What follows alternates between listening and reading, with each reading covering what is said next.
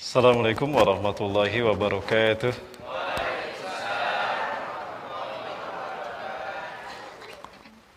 Alhamdulillahirabbil alamin wa bihi nasta'inu ala umuri dunya waddin wassalatu wassalamu ala asyrafil anbiya'i wal mursalin wa ala alihi wa ashabihi ajmain wa man ittaba'ahum bi ihsanin ila yaumiddin. Masya Allahu kan wa ma lam yasha lam yakun wala haula wala quwata illa billahil aliyyil azim. Qala Allah ta'ala fi kitabil karim wa biqaulihi yahtadil muhtadun. A'udzu billahi samil alim minasyaitonir rajim min hamzihi wa nafthihi wa nafsihi. Ya ayyuhalladzina amanu taqullaha haqqa tuqatih wa la tamutunna illa wa antum muslimun. Atau kama qala ta'ala fi ayatil ukhra wa tazawwadu fa inna khairaz zadi taqwa wattaqun ya ulil albab. Wa qala Rasulullah sallallahu alaihi wasallam wa huwa shadiqul wa'dil amin. Badiru bil a'mali shalihat fasatakunul fitan ka qita'il lail al muslim. Yusbihu rajulun mu'minan wa yumsi kafiran wa yumsi mu'minan wa yusbihu kafiran. Yabi'u dinahu bi'aradi minad dunya. Al-mutamassiku yawma idin bidinih kal qabidi alal jamri. Al-hadis wa kama qala. Allahumma fassalli wa sallim ala habibina wa nabiyina Muhammadin wa ala alihi washabbihi ajmain. Yang saya hormati dan saya muliakan karena Allah, pimpinan atau ketua DKM Masjid Al-Falah di Kelurahan Pulau, Kecamatan Bangkinang, beserta jajarannya. Jazakallah. Juga yang saya hormati dan saya muliakan pada Allah, para asati dan asatidah kita semua. Oke, ya. Yang saya hormati dan saya muliakan karena Allah, para asati dan asatidah yang istiqomah berjuang dalam menegakkan Islam dan mensyiarkan Islam di masjid dan sekitar masjid ini. Juga yang saya hormati dan saya muliakan karena Allah, para Lajnah Tanfiz, Ketua Ikatan Remaja dan Pemuda Masjid Al-Falah beserta jajaran pengurusnya, dan juga tidak lupa yang saya hormati dan saya muliakan karena Allah, para aparatur desa, muspika mulai dari kelurahan, RW, RT dan sekitarnya. Hadirin kaum muslimin wal muslimat yang dirahmati Allah, merupakan sebuah kehormatan dari Allah Subhanahu wa taala pada kesempatan sore hari ini, di hari Selasa. Allah takdirkan kita bisa bertemu dalam kajian tabligh akbar bertemakan huru-hara akhir zaman. Huru-hara akhir zaman ya Bapak Ibu ya, bukan huru-hara akhir bulan, bukan. Huru-hara akhir zaman. Saya bersyukur pada Allah Subhanahu wa taala pada kesempatan sore hari ini Allah takdirkan kita bisa bertemu, dan mudah-mudahan pertemuan kita ini menjadi satu wasilah Allah mencatat pahala amal ibadah kita sebagai pahala amal soleh yang dapat menyampaikan kita kepada rahmat-Nya, ya, bahkan mendapatkan syafaat dari Rasulullah SAW. Amin ya rabbal alamin. Salawat dan salam kepada Rasul pada uswah dan qudwah kita Rasulullah Muhammad sallallahu alaihi wasallam. Nabi dan Rasul yang diutus ke tengah-tengah kita menjadi pertanda kalau memang kita berada di akhir zaman. Dalam salah satu hadisnya Rasulullah SAW menyampaikan, wa isu ana wasah kahatain. Jarak diutusnya aku dengan kejadian kiamat seperti ini, telunjuk dan jari tengah. Jadi Rasulullah SAW diutus itu jaraknya dengan kiamat seperti telunjuk dan jari tengah. Ini 14 abad yang lalu Rasulullah SAW menyampaikan demikian. Nah, hari ini kita mau bilang apa Bapak Ibu? Antara kita dengan kiamat, kalau saya melipat jari tengah saya, berarti tinggal telunjuk. Kalau telunjuk ini artinya kita waspada. Orang memperingatkan biasanya pakai telunjuk apa pakai dua jari. Kalau lagi pemilu barangkali ada yang kayak gini ya, jangan lupa. Tapi kalau sekarang, orang mengingatkan sesuatu, mewaspadakan sesuatu pasti dengan telunjuk. Saya melipat jari tengah saya, maka seperti ini. Apa yang membuat saya yakin sehingga saya harus mengatakan antara kita dengan kiamat seperti ini? Sebentar, ibu-ibu, suara saya jelas, Bu? Suara saya jelas? Kurang? Kurang jelas? Kalau segini nggak kedengeran ya? Kalau segini jelas, Bu? Jelas? Barusan terlalu dekat? Kalau yang ini jelas? Baik. Kalau ini betul itu aja. Suara yang ini jelas, Bu ya? Jelas. Wajah saya jelas, Bu? Wajah beliau jelas tidak? Corona. Kalau ini bebas corona yang sama. Baik. Sampai mana tadi, Pak, Bu? Oh, telunjuk. Oh iya. Ya. Bahkan saya berani mengatakan, jika saya salah tolong saya luruskan, Bapak Ibu. Jarak antara kita dengan kiamat ya seperti inilah. Bahkan kita bukan lagi dekat dengan kiamat. Justru kita berada di pintu gerbang kiamat. Artinya pintu gerbang kiamat sudah terbuka dan kita berada di depannya. Ya. Apa yang membuat saya yakin mengatakan demikian? Itu yang akan kita bahas pada kesempatan ini. Namun sebelum saya bahas materi tadi, izinkan saya memperkenalkan diri Bapak Ibu. Nama saya Rahmat Baikuni, saya lahir di Bandung, Jawa Barat ya. Ibu kota Provinsi Jawa Barat. Dari seorang ibu asli Jawa Barat, Sunda. Dan ayah memang lahir di Bandung namun keturunan Sumatera Barat. Kakek saya dari Sungai Pua, Bukit Tinggi, dari Bukit Tinggi, Minang.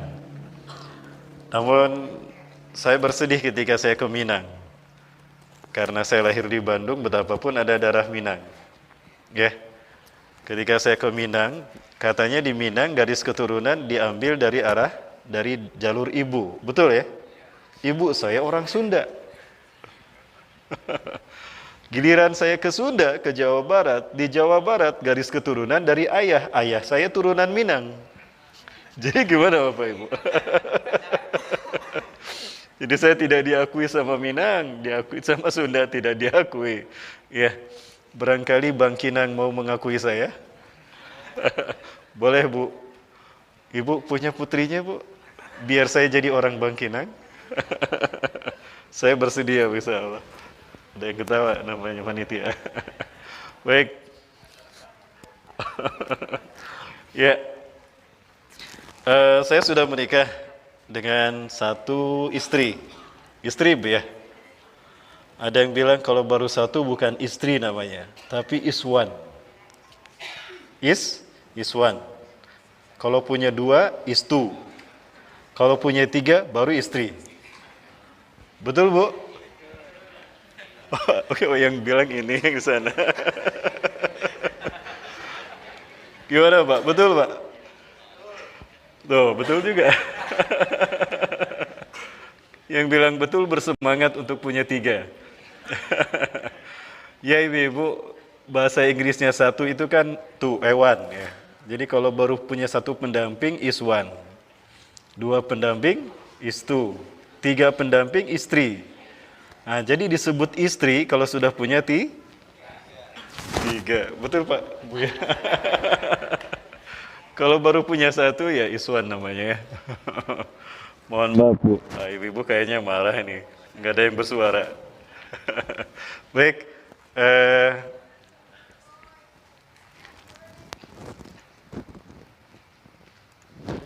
Nah, ini CV saya Bapak Ibu sekalian. Ini nama saya, tanggal lahir saya, dan alamat rumah tinggal saya. Dan ini istri dan anak-anak saya. Allah takdirkan saya punya 7 keluarga, 7 putra, maksud saya. 6, yang ke-6 ini keguguran, jadi yang ada 7 Bapak. Ini riwayat pendidikan saya. Dan kita singkat saja ya, waktu kita tidak banyak. Ini pengalaman saya berharokah. terakhir saya bersama Elsaf Liko Subbahabul Fati sejak 2019 sampai hari ini.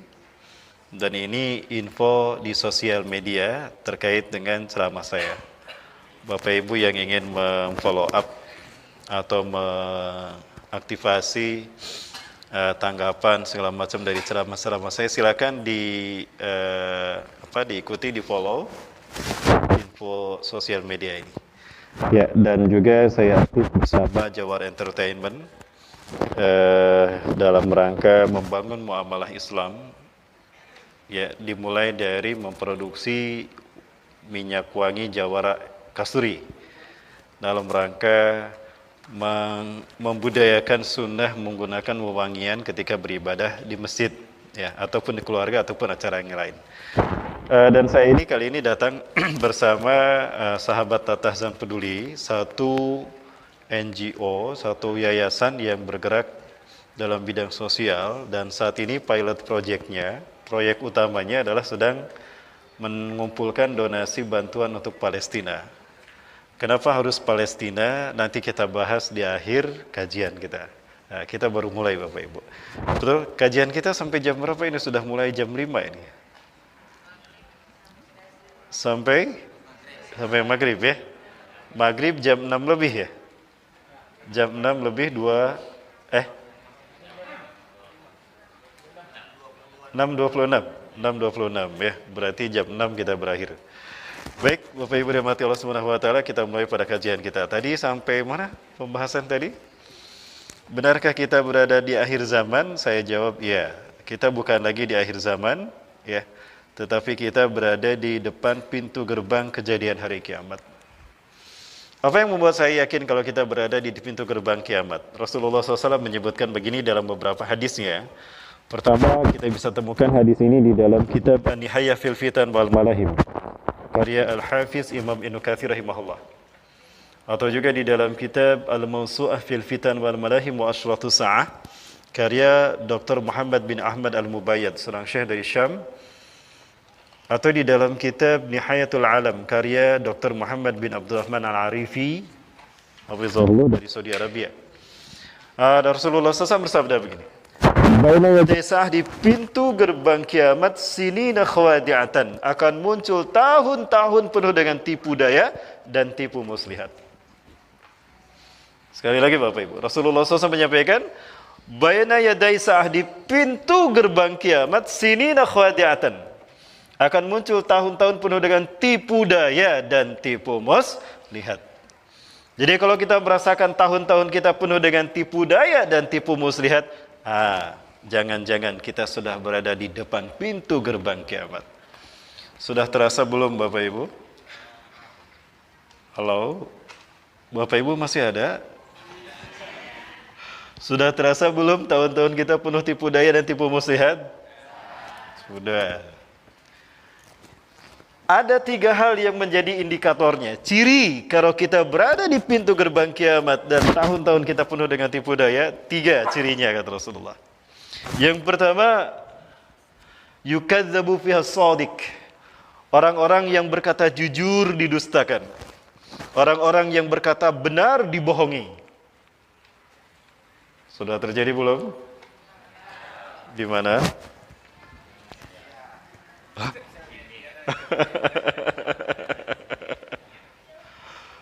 Ya, sejujur apapun orang pada saat itu berkata benar, dia tetap didustakan. Karena sistem kehidupan tidak mendukung keberadaan mereka. Diputar balik. Maka ketika yang jujur didustakan, yang benar dibohongi. Yang kedua, wa yusaddaqu fihal kadzib, para pendusta dibenarkan. Padahal mereka berkata bohong, dusta dibenarkan. Yang benar, yang jujur dibohongi. Ya, Bapak Ibu kalau buka akun sosial media saya di YouTube, Bapak Ibu klik Rahmat, ketik Rahmat Baikuni, maka yang keluar berita saya penyebar hoaks dan berita bohong. Betul? Itu dia Bapak Ibu. Ya. Ketika yang benar didustakan, dibohongi, yang berkata jujur didustakan, maka yang dusta pun dibenarkan. Dan ketika para pendusta dibenarkan, maka yang ketiga. Wa yu'tamanu fihal kha'in, para pengkhianat satu kaum, pengkhianat satu negeri, naik berkuasa di negeri itu. Berat saya mengucapkan hal ini. Kenapa demikian? Ya, resikonya luar biasa. Walaupun saya cuma menyampaikan sebuah hadis. Coba saya bertanya pada Bapak Ibu, dari 3 hal dulu. Orang yang berkata jujur didustakan, berkata benar dibohongi. Yang kedua, para pembohong dibenarkan. Yang ketiga, para pengkhianat diangkat menjadi penguasa. Mana yang belum terjadi dari 3 hal tadi di dunia? Yang pertama sudah terjadi? Yang kedua sudah terjadi? Yang ketiga? Yakin? Berarti kita berada di pintu gerbang kiamat. Betul? Masya Allah. Inna lillahi wa inna ilaihi raji'un. Itu baru saya baca satu hadis. Ini beratnya menjadi ustaz akhir zaman. Walaupun berkata benar, ya dicurigai, ditangkap. Maka Bapak Ibu sekalian, tolong jangan sebut saya ustaz akhir zaman. Kapok saya Bapak Ibu. Walaupun berkata jujur, ditangkap saya. Maka saya sekarang tidak lagi menjadi ustaz akhir zaman, saya sudah berbulat tekad untuk menjadi ustaz akhir bulan. Insya Allah aman ya. Aman tidak Pak, Bu, kalau jadi ustaz akhir bulan? Sama aja. Baik. Yang kedua, bayna yaday sah, di pintu gerbang kiamat. Kalau tadi skalanya tahun, sekarang skalanya hari. La ayyamun, akan muncul hari demi hari. Nah, ayyam itu bahasa Arab. Jamak taksir, isim jamak taksir dari mufradnya yaumun. 1 hari yaum, 2 hari yaumani atau yaumain. Berhari-hari ayyam.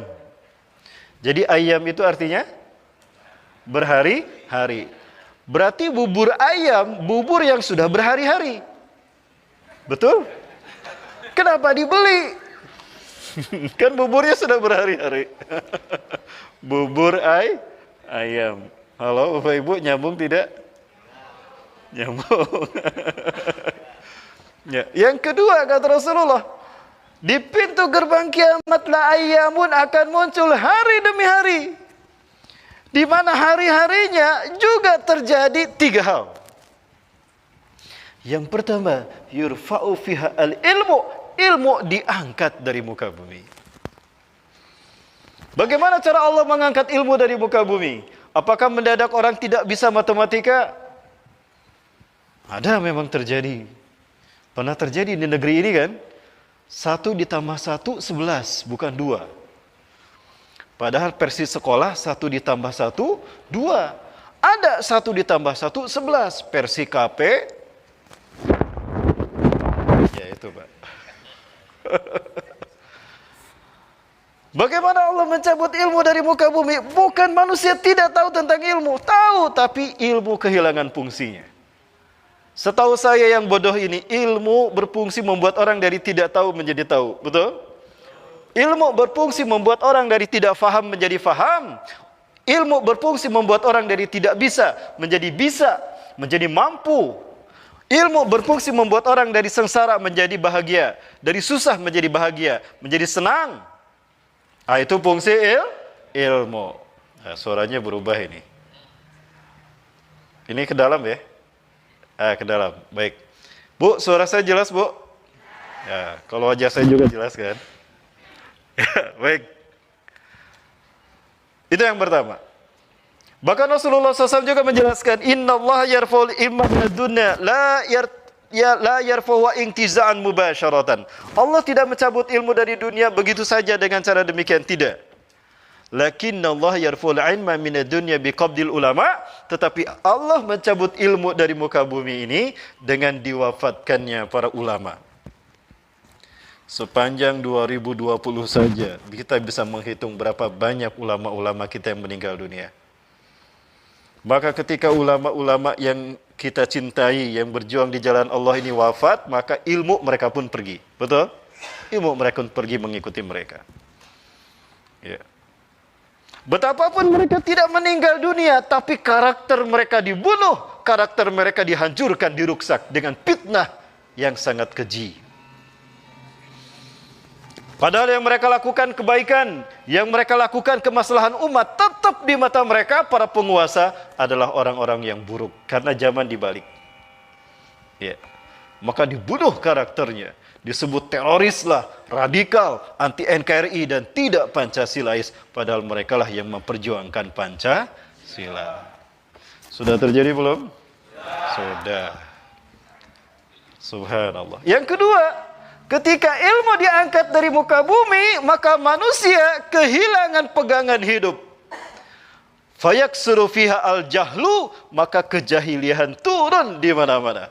Orang tidak bisa lagi membedakan mana hak, mana batil, mana benar, mana salah. Tidak peduli halal haram, tidak peduli dosa dan pahala, surga neraka. Yang penting hawa nafsu, jahiliyah. Maka akibatnya apa? Intisyarul ma'asi, kemaksiatan di mana-mana terjadi. Bahkan kemaksiatan bukan hanya dilakukan orang yang tidak ngerti agama. Bahkan notabene orang yang bergelar kiai dan ulama pun mereka melakukan kemaksiatan. Ya, maka bermuncullah ulama-ulama kata Rasulullah. Ulama-ulama yang menjual iman mereka, yang menjual akidah mereka, fatwa mereka dibuat sesuai dengan pesanan penguasa. Sudah terjadi belum? Innalillahi wa inna ilaihi raji'un. Yang ketiga, wa yaksuru fiha al-haraj, dan banyaknya al-haraj di mana-mana. Apa itu al-haraj? Fama huwa al-haraj ya Rasulullah? Al-harju huwa al-qatlu al-qatlu. Al-haraj adalah pembantaian.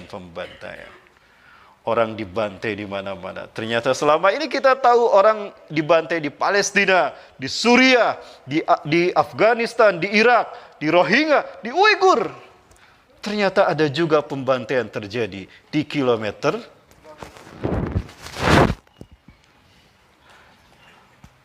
Apa saya salah berkata Bapak Ibu? Tidak. Innalillahi wa inna ilaihi raji'un. Bapak Ibu, nah itu indikator kata Rasulullah, kita berada di pintu gerbang kiamat. Dari 3 hal terakhir tadi, mana yang belum terjadi? Tiga-tiganya sudah terjadi? Iya. Berarti kita sudah berada di pintu gerbang kiamat. Jadi bagaimana Bapak Ibu? Sudah siap menghadapi hari kiamat? Udah di pintu gerbang kiamat kok masih juga belum? Ya. Dan tidak, kiamat ini merupakan cara kita sampai ke kampung akhirat, ya, melalui kematian. Ya, kematian sesuatu yang pasti dialami, kapanpun, dimanapun, jika Allah tetapkan, kita tidak bisa menghindar. Ya, siap tidak siap, kita pasti akan mengalami kematian. Wa man mata qabla faqad jaa qiyamatuh. Siapa yang meninggal sebelum hari kiamat terjadi, maka sungguh telah datang kiamatnya. Ya, itu Bapak Ibu. Jadi gimana? Kita siap tidak siap, kita pasti mati. Cuma kita tidak tahu kapan kematian terjadi. Saya tidak tahu apakah Bapak Ibu mati duluan, saya belakangan, atau saya belakangan Bapak Ibu duluan. Loh, kenapa Pak? Enggak, Bapak Ibu duluan, saya belakangan, atau saya belakangan, Bapak Ibu duluan. Oh, sama aja.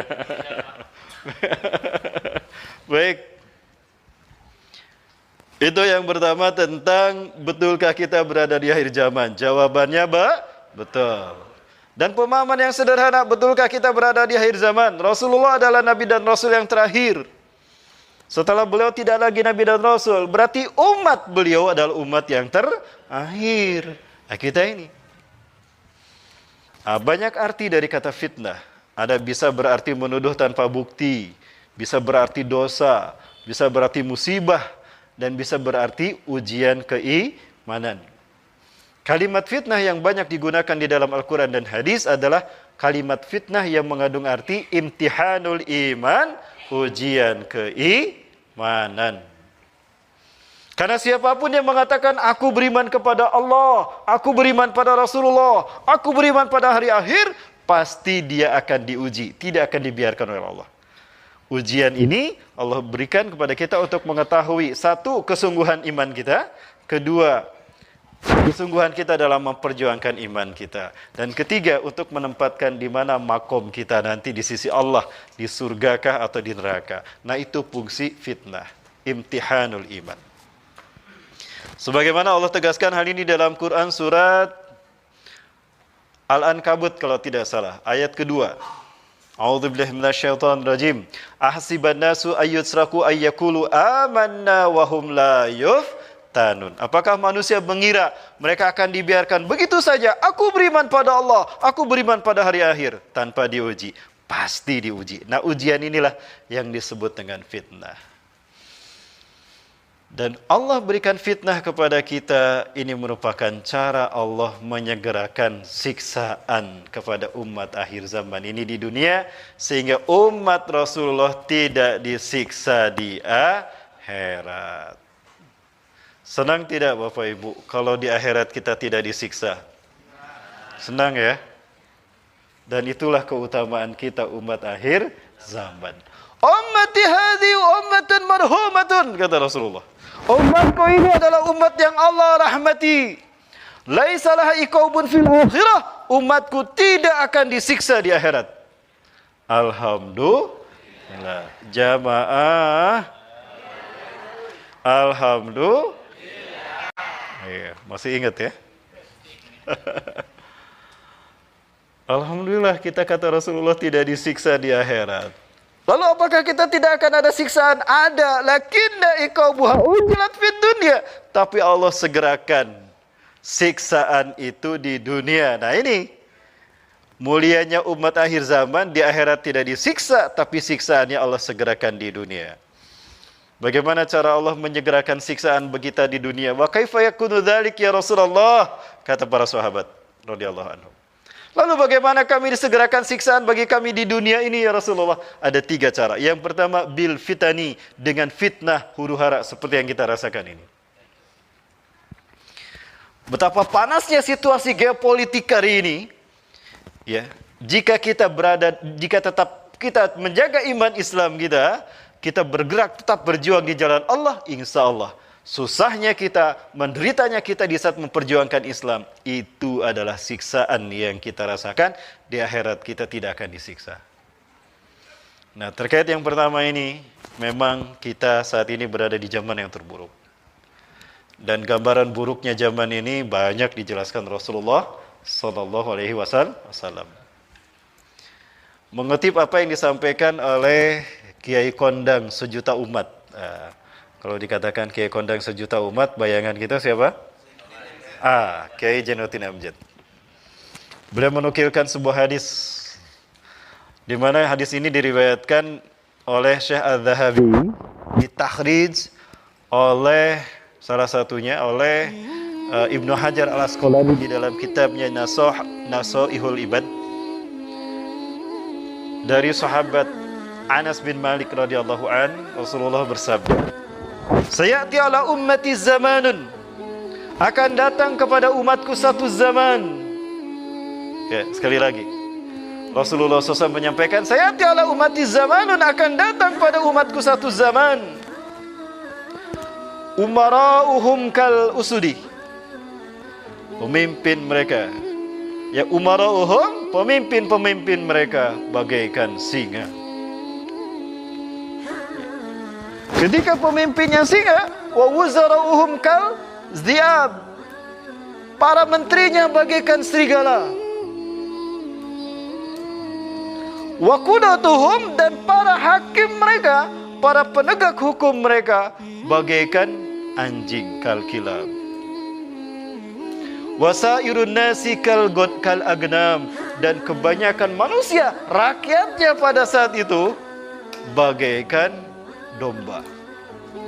Fakaifa ya'isul ghanam indal usudi wadhi'abi wal kilab, maka bagaimana mungkin domba bisa hidup di tengah-tengah singa, serigala dan anjing?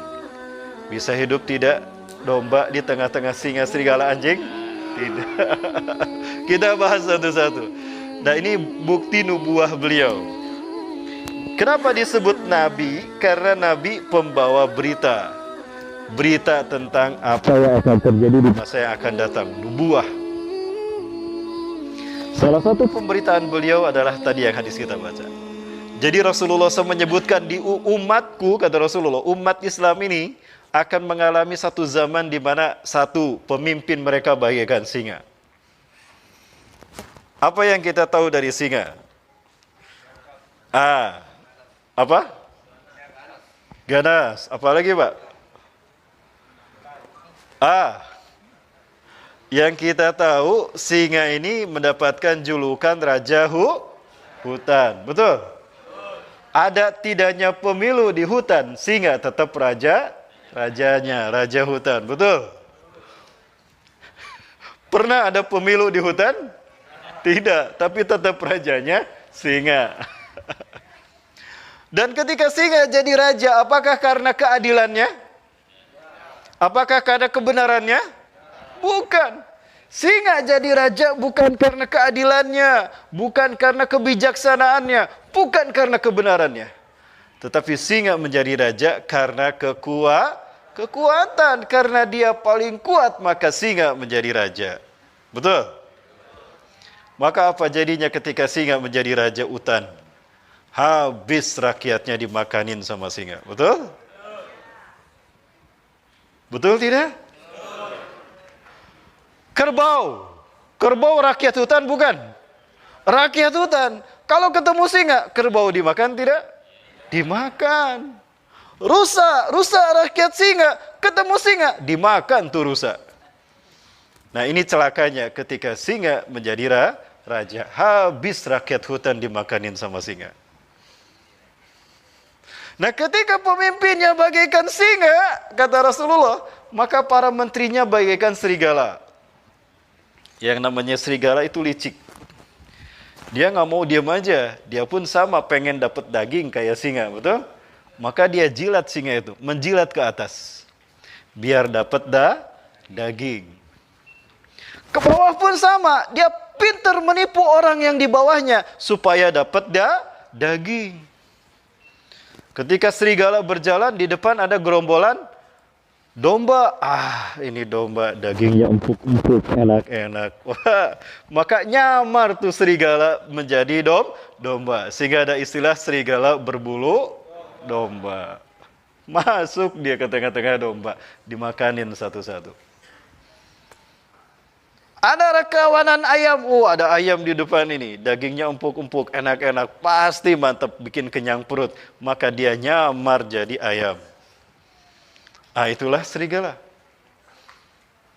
Jadi kata Rasulullah, ketika pemimpinnya singa, menterinya menjadi bagaikan serigala. Maka kata Rasulullah yang ketiga, wa qudatuhum kal kilab.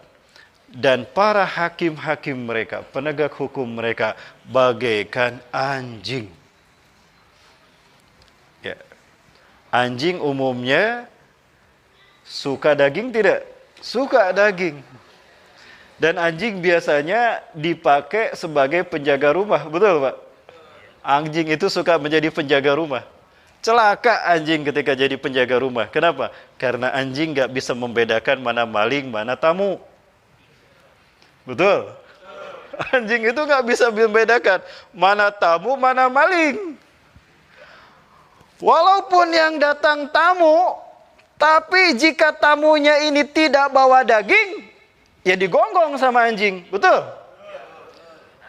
Apalagi tamunya baru datang dari Saudi Arabia.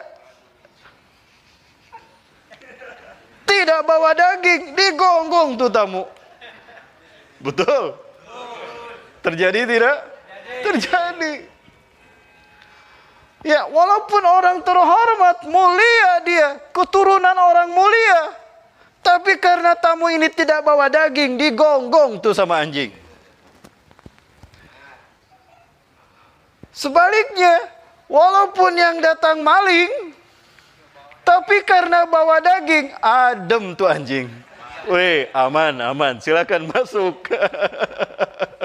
Habis tuh harta kekayaan tuan rumahnya, majikannya dimalingin, emasnya dipalingin, betul? peraknya dimalingin, gas alamnya dimalingin, bahkan nikelnya juga dimalingin. Karena dikasih ada daging. Bahasa lainnya angpau. Salah ngomong saya, keceletot, maaf. Tolong di-delete.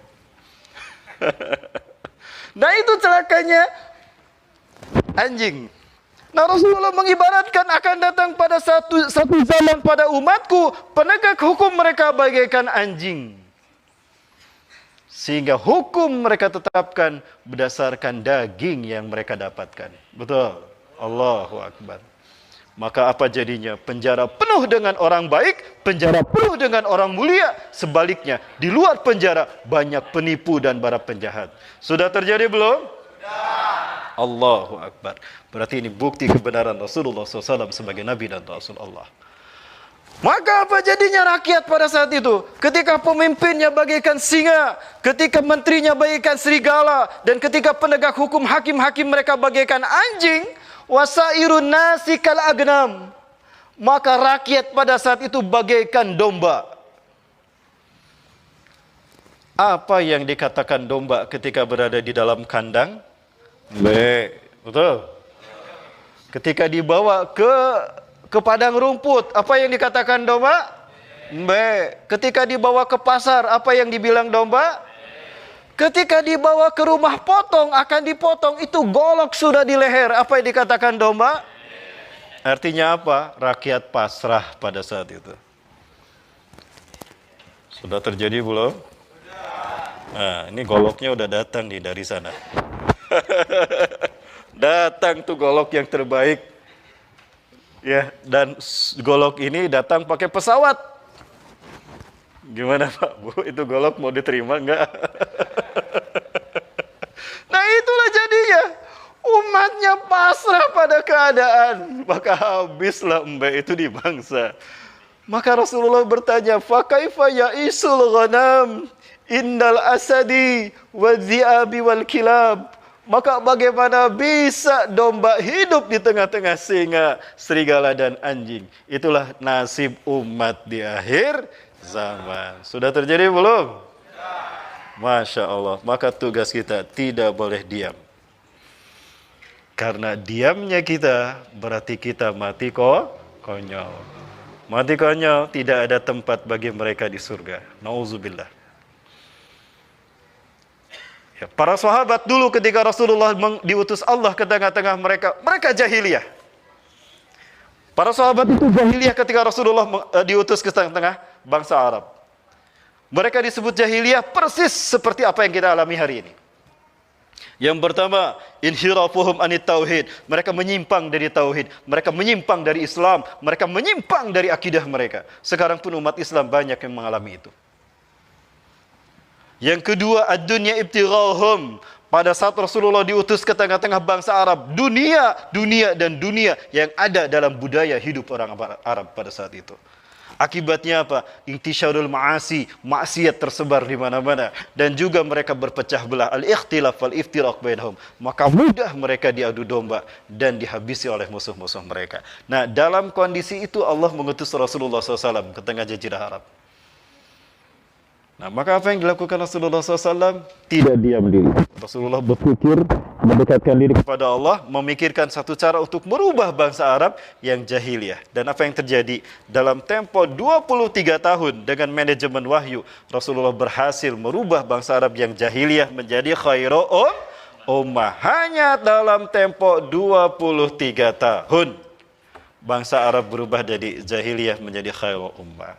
Dengan wahyu Allah. Bapak Ibu yang mati Allah Subhanahu wa taala, itulah gambaran akhir zaman dan itulah yang disebut dengan huru hara akhir zaman. Ya, baik, apa perlu saya perlihatkan satu-satu Bapak Ibu? Ya, kalau kita lihat tanda-tanda akhir zaman itu banyak sekali. Kiamat tidak akan terjadi kata Rasulullah melainkan tanda-tandanya sudah muncul. Ada dua tanda kejadian hari kiamat. Yang pertama asyratus sughra, tanda kecil. Yang kedua asyratul kubra, tanda besar. Kalau tanda besar Rasulullah batasi ada 10. Ada 10 tanda. Yang pertama terbitnya matahari dari barat. Ya, terbitnya matahari dari barat. Tadi pagi matahari terbit dari mana, Bu? Nggak salah lihat? Nggak salah ya, Pak? Dari timur, Pak? Alhamdulillah, belum muncul. Masih ada kesempatan bagi teman kita untuk menikah ya. Ini kayaknya panitia belum pada nikah ini. Ketuanya juga belum nikah. Kapan nikah, Bang? Dajjal sebentar lagi keluar dong. Kalau Dajjal keluar, dijamin KUA tutup seluruh dunia. Buruan, Bang ya. Oh, siap, esok lusa, Bang. Yang pertama, matahari terbit dari barat. Yang kedua, munculnya dukhan, asap, kabut yang menutup bumi selama 40 hari 40 malam. Yang ketiga, munculnya binatang melata yang berbicara kepada manusia bahwasannya manusia dulu tidak beriman pada Allah, maka berimanlah kalian kepada Allah agar tidak celaka seperti mereka, para pendahulu kalian. Yang keempat, munculnya Dajjal. Dajjal akan muncul di zaman di mana 3 tahun sebelumnya kering ini dunia. Tidak ada hujan, tidak ada tanaman yang tumbuh. Tahun pertama sepertiga hujan tertahan selama setahun, tidak ada hujan selama setahun sepertiganya. Tidak ada sepertiga tanaman yang tumbuh selama setahun, itu di tahun pertama, maka kekeringan di mana-mana. Wa fi sanati tsaniyah yamurullahu as-samaa an tabita sulusai matriha wa yamurul ardu an tabita sulusai nabatiha. Di tahun kedua Allah perintahkan langit menahan 2/3 hujannya. 2/3 hujan tidak turun selama setahun dan 2/3 tanaman tidak tumbuh selama setahun. Kering dan kelaparan melanda dunia saat itu. Maka manusia mulai kehilangan ternak mereka, manusia kehilangan ladang mereka, maka manusia kehilangan ikan-ikan mereka. Dan yang ketiga, kata Rasulullah, di tahun yang ketiga Allah perintahkan langit menahan semua airnya. Fala tuqtiru qitratun minas sama, maka tidak ada setetes pun air hujan dari langit. Tidak ada setetes pun hujan turun ke bumi dari langit dalam jangka setahun. Setahun tidak setetes pun. Dan di selama setahun tidak satu pun tumbuhan yang tumbuh. Maka banyak manusia mati kelaparan karena hal gitu. Maka di saat itulah, di tahun ketiga itulah Dajjal muncul dengan sihirnya. Ya. Itu yang keempat. Yang kelima, turunnya Nabi Isa, turunnya Nabi Isa alaihi salam. Di mana Nabi Isa turun, Bu? Pak, di Bangkinang? Biar Nabi Isa turun di Bangkinang, maka itu menara dicat putih. Karena kata Rasulullah, Nabi Isa turun di menara bercat putih, berwarna putih. Indal manaratil bayda. Di mana? Di Damaskus Timur. Satu-satunya masjid yang bermenara putih di Damaskus Timur adalah di Aleppo, Masjid Umawi. Di masjid itulah Nabi Isa turun. Dan saat itu akan melaksanakan sholat subuh. Kaum muslimin akan sholat subuh berjamaah. Wa qad uqimatis shalah, dan sholat sudah dikumandangkan qomatnya. Wa huwa yusawwu sufufakum, dan imam kalian meluruskan shaf sholat kalian. Maka turunlah Nabi Isa alaihi salam. Fanazala Isa bin Maryam ala janahain malakain. Ya, di sisi menara putih. Ini gambaran menara putih. Ini nih. Nabi Isa nanti akan turun di sini. Ya, jadi ternyata bukan di Bangkinang, Pak ya. Akhi. Akhi maafin durat ya, akhi. Tidak ada cahayanya ini. Bang Randy, baterai nggak ada. Ya, Nabi Isa akan turun di menara putih. Itu menara putihnya, Bapak Ibu. Ada di tas satu lagi, Pak. Ya, menara putih tuh yang itu tuh. Nah, Nabi Isa turunnya di sini. Di sini nih. Di sini. Ini adalah di sini terdapatnya masjid bermenara putih. Nah, ini masjidnya dan ini menaranya. Nabi Isa akan turun di sini. Ketika itu kaum muslimin akan melaksanakan sholat subuh berjamaah. Dan imamnya meluruskan shaf sholat kalian. Stawu sufufakum, luruskan, rapatkan salat kalian, shaf salat kalian. Fanazal Isa bin Maryam indal manaratil bayda ala janahain malakain. Memegang 2 sayap malaikat, turun Nabi sallallahu alaihi wasallam. Maka ketika Nabi Isa turun, Faqala imamukum, maka berkatalah imam kalian. Ta'al ya Nabi Allah, sholli lana. Mari Nabi Allah, imami kami salat. Silakan Nabi Allah. Apakah Nabi Isa jadi imam salat pada saat itu? Tidak, Nabi Isa menolak menjadi imam. Maka yang menjadi imam adalah Imam Mahdi. Apakah Imam Mahdi lebih mulia dari Nabi Isa? Tidak. Tapi setiap Nabi dan Rasul, jika hidup di zaman Rasulullah, wajib meninggalkan tugas kenabian mereka, beriman pada Rasulullah, dan menolong dakwah Rasulullah, menjadi makmumnya Rasulullah SAW. Karena Imam Mahdi yang memimpin pelaksanaan sunnah pada saat itu, maka Nabi Isa ittiba kepada sunnah Rasulullah, makmum di belakang Imam Mahdi. Bukan berarti Imam Mahdi lebih mulia, tapi para Nabi telah bersumpah di hadapan Allah akan ikut kepada Rasulullah sebagai umatnya. Quran, Surat Ali Imran ayat 81-82. Selesai sholat subuh berjamaah, maka Nabi Isa AS mengatakan, Iftahil bab, buka pintu masjid itu. Ayah, syukran Ustaz. Ketika sholat di masjid ini selesai, sholat subuh selesai dilaksanakan, maka pintu masjid ini dibuka. Ketika pintu masjid itu dibuka, maka tampaklah Dajjal dengan 70.000 pasukannya. Sayati Dajjal wa yattabi'una sabuna alaf al-yahud min wadi Isfahan ala jabhatil farash. Dajjal akan datang kepada kalian dan dia akan diikuti oleh 70.000 pasukannya dari lembah Isfahan menggunakan jubah Persia.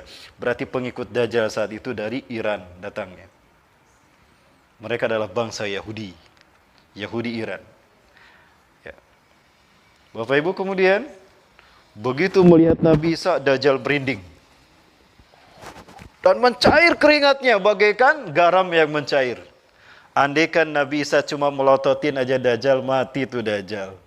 Kencing di celana dia. Dilihatin aja gini, mati tuh Dajjal. Lau yatsruku lamata binafsi. Andaikan Isa bin Maryam membiarkan Dajjal sendirian dilihat begitu aja, mati sendiri tuh Dajjal. Saking dahsyatnya aroma Nabi Isa alaihi salam. Ya. Dan orang-orang kafir apabila mencium wanginya, harumnya keringat Nabi Isa, mati mereka. Ya, nggak jauh beda dengan saya, Bapak Ibu. Kalau Bapak Ibu mencium bau keringat saya, pingsan Bapak Ibu. Hampir. Maka Dajjal lari dari Nabi Isa dengan tergopoh-gopoh. Ketika Dajjal lari ke barat, Nabi Isa sudah di barat. Mau kemana kamu? Kamu gak bisa lari. Hari ini kamu milik saya. Sini. Lari lagi ke timur. Nabi Isa ada di timur. Sampai habis tenaga tuh Dajjal. Maka Dajjal terdampar di pintu Lud. Pintu Lud itu sekarang dikuasai Israel. Kalau Bapak Ibu ke Lud, Bapak Ibu akan melihat di kota Lud ini ada pangkalan militer Angkatan Udara Israel. Kenapa didirikan pangkalan udara di sana? Karena mereka yakin Nabi Isa akan turun untuk membunuh Dajjal. Jadi kalau Nabi Isa turun akan ditembak sama mereka. Begitu. Mereka yakin dengan hadis ini. Jauh lebih paham daripada kita umat Islam. Karena mereka lebih rajin untuk mengkajinya daripada kita. Betul? Tuh kan jujur. Sementara pengikut Dajjal mati ketika mencium Nabi Isa. Sebagian mereka lari tunggang langgang. Bersembunyi mereka di balik batu dan pohon berkata, Ya Muslim, ya mu'min ta'al, fil wara'il yahud uktulhu. Di sini ada orang Yahudi di belakang saya, bunuh dia. Illa gorkod, kecuali pohon gorkod. Fa innaha syajaratil yahud, karena gorkod adalah pohonnya Yahudi. Dia nggak ngomong. Ada orang Yahudi tidak? Tidak ada. Ada orang Yahudi tidak? Tidak ada. Udah, kamu diam di sini, aku nggak akan ngomong. Ya, kecuali gorkot. Baik Bapak Ibu rahmati Allah. Kemudian maka habislah orang-orang Yahudi pada saat itu dan Dajjal pun mati di pintu Lud, dibunuh sama Nabi Isa SAW. Setelah itu Nabi Isa akan menuju ke Al-Aqsa. Nabi Isa sholat berjamaah di sini. Namun sebelum sampai ke Masjidil Aqsa, di perjalanan Nabi Isa melalui Tur Sinai. Di Tur Sinai itu di malam harinya Nabi Isa alaihissalam bersama para kaum muslimin saat itu beristirahat di Masjid Tur. Tur itu di Sinai, perbatasan antara Mesir dengan Palestina. melalui pintu Rafah. Kalau kita masuk ke Mesir melalui pintu Rafah, kita akan melalui jalur yang sampai kepada Bukit Tur Sinai dan Jabal Tur, di mana Nabi Musa AS mendapatkan wahyu Allah. Di mana Jabal Tur? Nah, ini contohnya Bapak Ibu.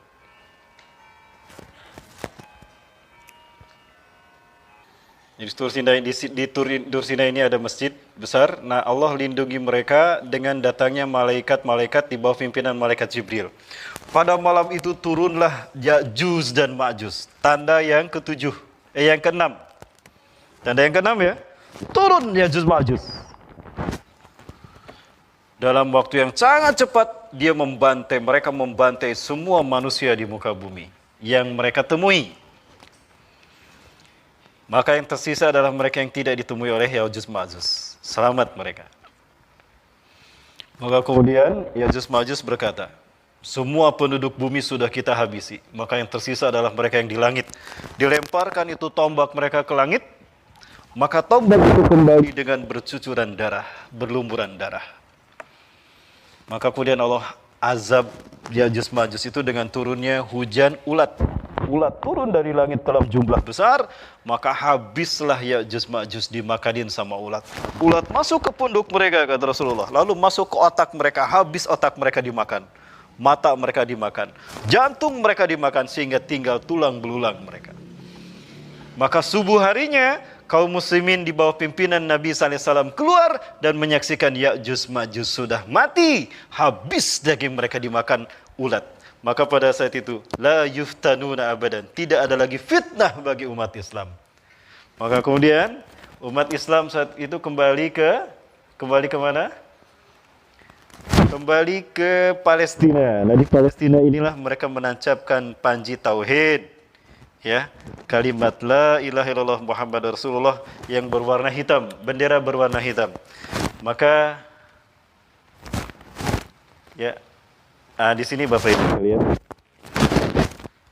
Ya, panji hitam itu disimpan. Nah, Rasulullah SAW menyatakan, apabila kalian melihat panji hitam dikibarkan di bumi Palestina, Al-Aqsa, maka pada saat itu kiamat lebih dekat kepada kalian ketimbang kepala dengan pundak kalian. Allahu Akbar. Baik Bapak Ibu rahmati Allah Subhanahu wa taala. Disinilah kemudian perkiraan saya Imam Mahdi meninggal dunia.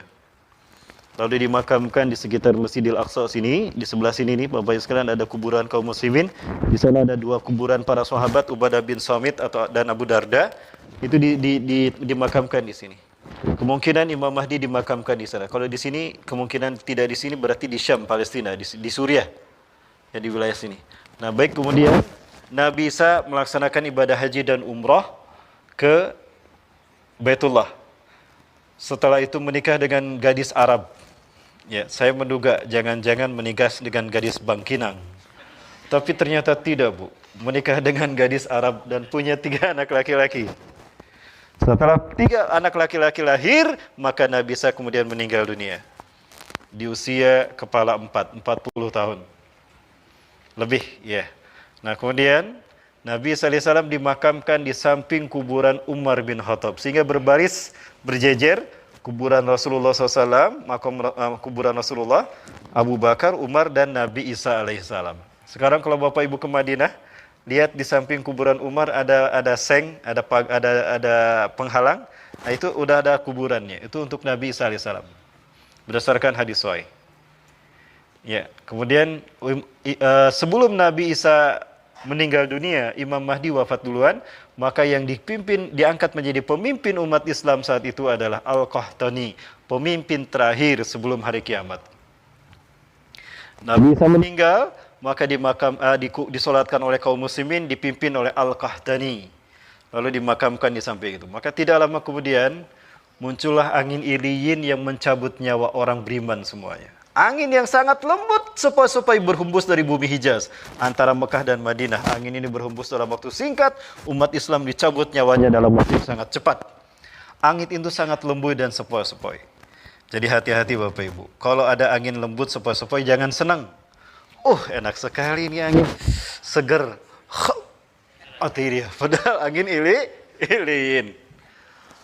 Betapapun imannya cuma sebesar biji sawi, Allah akan mencabut nyawanya. Maka yang tersisa di muka bumi adalah mereka yang buruk.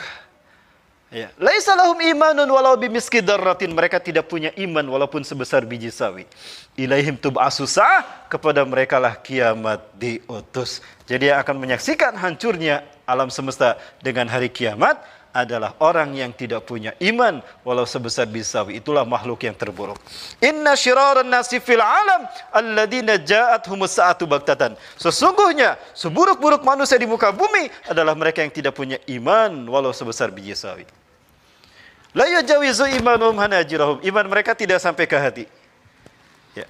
Lalu iman mereka di mana ya Rasulullah? Iman mereka jangankan ke hati, tenggorokan mereka pun tidak tersentuh oleh iman mereka. Lalu di mana iman mereka? Iman mereka ada di pangkat, iman mereka ada di jabatan, iman mereka ada di harta dunia.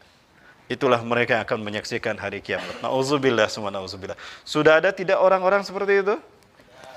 Oh, berarti telah dekat ya orang-orang itu kemunculan hari kejadian hari kiamat dengan karena munculnya orang-orang seperti itu sudah ada di tengah-tengah. Bapak Ibu rahmati Allah, itulah gambaran akhir demi akhir dan peristiwa demi peristiwa besar di akhir zaman, atau kita mengenalnya dengan huru-hara akhir zaman.